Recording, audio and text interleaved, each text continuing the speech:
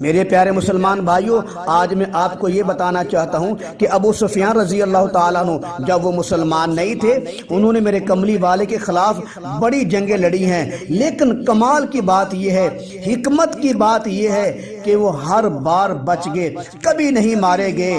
قسم بخدا یہ ایسا واقعہ ہے، جب آپ سنیں گے آپ کا ایمان تازہ ہوگا، اہل بیت کے بارے میں آپ کے دل میں اور محبت بیٹھے گی اور احترام بیٹھے گا۔ مجھے امید ہے آپ کلمہ گو مسلمان ہو، ہر کلمہ گو مسلمان کے دل میں اہل بیت کی لازوال محبت ہوتی ہے، لیکن یہ بات سن کر کہ ابو سفیان رضی اللہ تعالیٰ عنہ ہر جنگ میں بچ گئے، اللہ تعالیٰ نے ان کو بچا لیا، ان کے بچانے کی کیا حکمت تھی، یہ حکمت سن کر آپ کے دل میں اہل بیت کی اور محبت آ جائے گی۔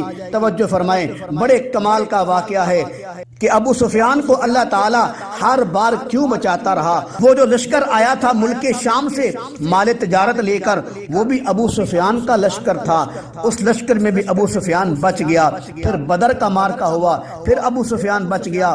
اس کے بعد احد کا مارکا ہوا، پھر ابو سفیان کو اللہ تعالیٰ نے بچا لیا۔ اس کی حکمت کیا ہے؟ جو سب سے بڑا سردار ہے، نبی کی مخالفت کرنے والا، وہ ہر بار بچ رہا ہے۔ اس کی حکمت سنیے اور اپنے ایمان کو تازہ کیجئے۔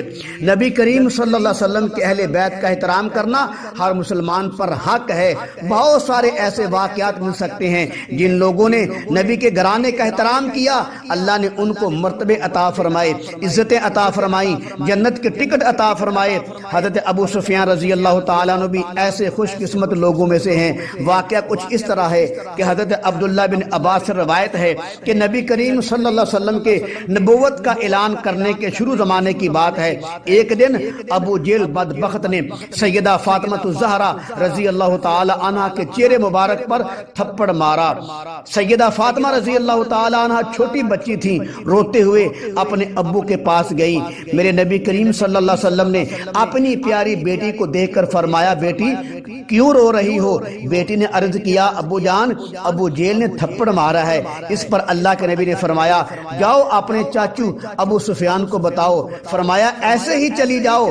حضرت فاطمہ الزہرا رضی اللہ تعالی عنہ روتی ہوئی ابو سفیان کے پاس آئیں، آ کر بتایا ابو جہل نے میرے چہرے پر تھپڑ مارا ہے۔ ابو سفیان یہ سن کر غصے سے اٹھے، سیدہ فاطمہ الزہرا رضی اللہ تعالی عنہ کی انگلی پکڑ کر سیدھے اس جگہ پہنچے جس جگہ ابو جہل بیٹھا ہوا تھا۔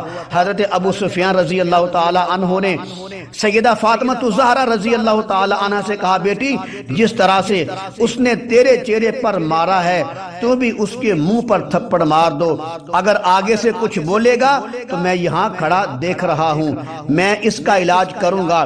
پہلے تو سیدہ فاطمہ رضی اللہ تعالی عنہ شرما گئیں۔ ابو سفیان نے پھر کہا، اے فاطمہ بیٹی مار دو، میں یہی کھڑا ہوں۔ پھر سیدہ فاطمہ رضی اللہ تعالی عنہ نے قریب جا کر ابو جہل کے منہ پر زور سے تھپڑ مارا۔ ابو جہل نے جب مڑ کر دیکھا تو پیچھے ابو سفیان کھڑا تھا۔ ابو جہل کا وہی سر جھک گیا۔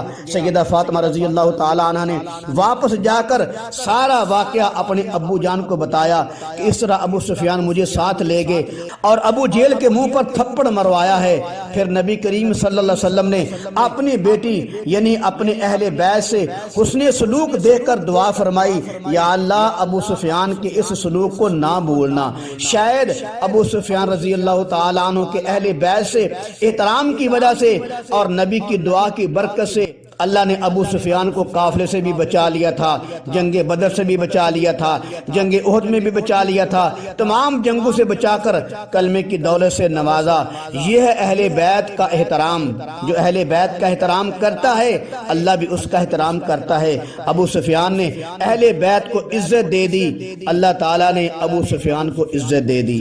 ابو سفیان رضی اللہ تعالیٰ عنہ نے اہل بیت کو عزت دے کر ان کو ان کے گھر پہنچا دیا، اللہ تعالیٰ نے ابو سفیان کو عزت دے کر ان کو جنت میں پہنچا دیا۔